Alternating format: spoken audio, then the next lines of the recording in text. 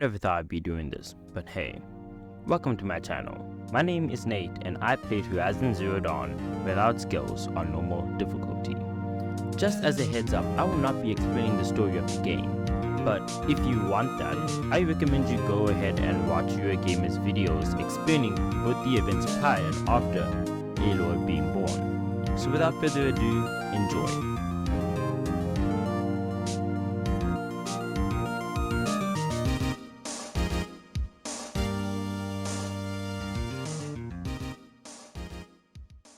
At 6 years old, I fell in a cave and discovered ruins of the past. I also got my focus there. After that, I made it out and Ross taught me how to survive. I then took out its driver and harvested its parts. Then I rescued a person named Teb and he would soon become a merchant. After years of training, I turned 18 and became legal. Went to Ross, who wants me to craft fire arrows. Excuse me? I'm a strong, independent woman.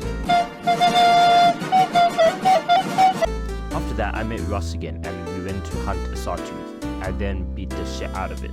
Ross gave me a blah blah blah speech and we went to meet Tirsa, Teb, Olin and a few extras. I did the flying lantern thing and moved to the barracks.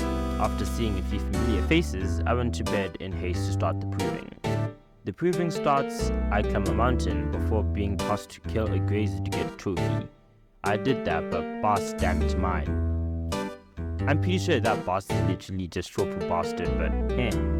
And I had to get another one. So I did. But now, I was too far behind, so I YOLO'd it and went down the old path. Sure enough, I made it through and won the proving. Then we got massacred by killers and coincidentally, I was the only one doing something about it. Protagonist syndrome much? After wiping them out, I found a guy with focus like mine. And then got my next slash by a guy who's most likely into necrophilia. Then got 300 by Ross. After that, I got my first taste of shrooms and before finding a clone of myself. Wait, no, she's my mother? She basically left me to go get milk and only came back after 18 years. After that, I met Tirsa again and saw the All-Mother in all her glory. An AI that didn't know I follow.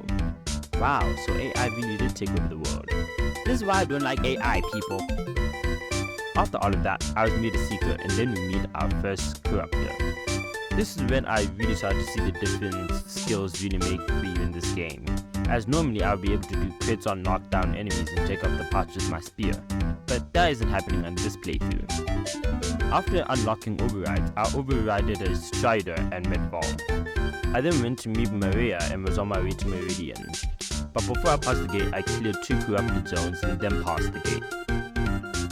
I cleared another camp for good reason of course and bought the Shadow Sharp bow and the Shadow Hunter bow. It gave me access to one of the best farms for XP, resources and mods in the game.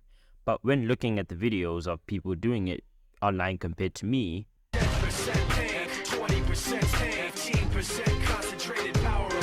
yeah, it was far from a cakewalk, so I just decided to clear another bandit camp to clear my mind and headed back to farm again. But ended up dying even more with a few more successful attempts.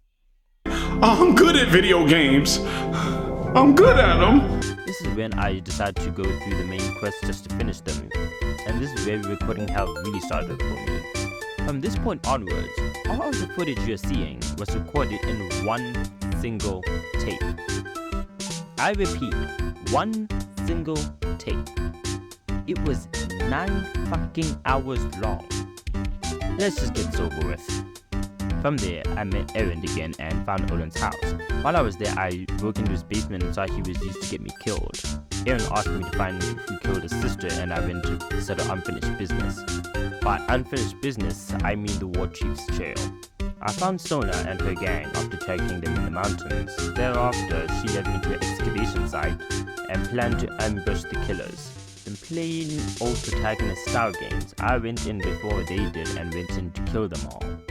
After that, I found out that they had a stockpile of blaze at a camp, and we headed there to deal with it all.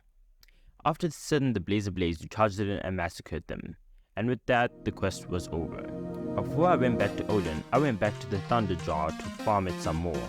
After reaching level 18, I head to the site and found Olin there with some more cultists and 2 more corruptors to deal with.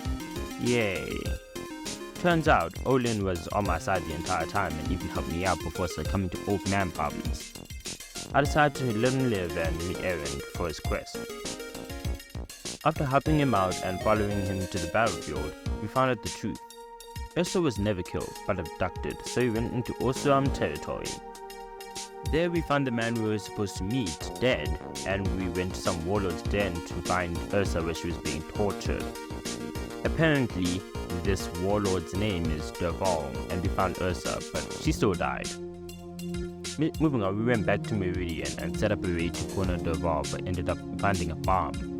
We set it off before it made an even bigger explosion, and I made my way to Avad after finding out Derval snuck through enemy forces and incapacitated the king and his guards.